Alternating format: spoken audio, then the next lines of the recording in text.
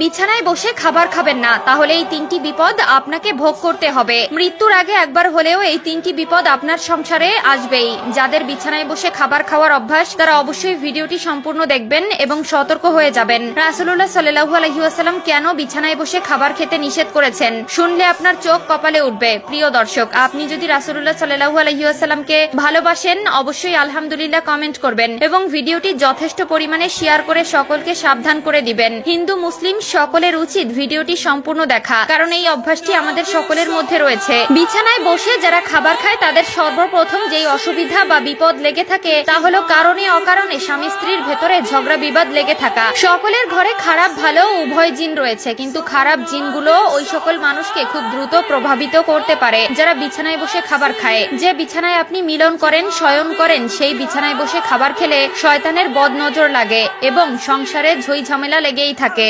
2 নম্বরে যারা বিছানায় বসে খাবার খায় তাদের ঘরে সব সময় কেউ না কেউ অসুস্থ হয়ে থাকে।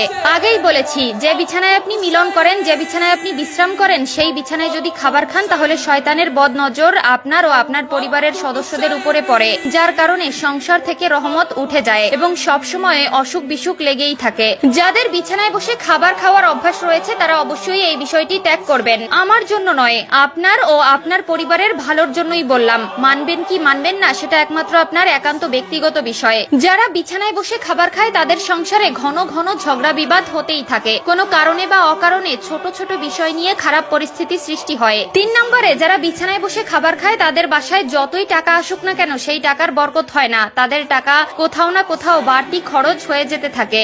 এক কথায় এই ধরনের ব্যক্তিদের উপর থেকে আল্লাহর রহমত উঠে যায় এবং আল্লাহর দেওয়া রহমতে বরকত তাদের উপর থেকে উঠিয়ে নেওয়া হয়। পবিত্রতা ইমানের অঙ্গ এবং যে খাবার আপনার জীবন বাঁচায় সেই খাবার অবশ্যই আপনার পবিত্র স্থানে বসে খাওয়া উচিত। খাওয়ার জন্য আলাদা ঘর বানানো উচিত বা রুম বাছাই করা উচিত। বিশেষ করে অবশ্যই ডাইনিং এ বসে বা ফ্লোরে বসে খাবার খাবেন, কিন্তু বিছানায় বসে কখনোই খাবার খাবেন না। যারা বিছানায় বসে খাবার খায় তাদের সংসারে এই 3টি বিপদ লেগেই থাকে। যদি বিশ্বাস না হয় তাহলে অবশ্যই মিলিয়ে দেখবেন। বিছানায় বসে খাবার খেলে এই 3টি বিপদ আপনার সংসারে আসবেই এবং কারো কারো সংসারে হয়তো এই 3টি আলামত চলমান। আমরা অনেকেই আছি অভ্যাসগত কারণে ঘুমানোর বিছানায় খাবার খাই, এটা একদম করা উচিত নয় এবং যদি আপনার ভেতরে এই ধরনের সমস্যা বা অভ্যাস থেকে থাকে অবশ্যই তা পরিহার করবেন। আল্লাহ তাআলা আমাদের সকলকে সঠিক বুঝ দান করুন, আমিন।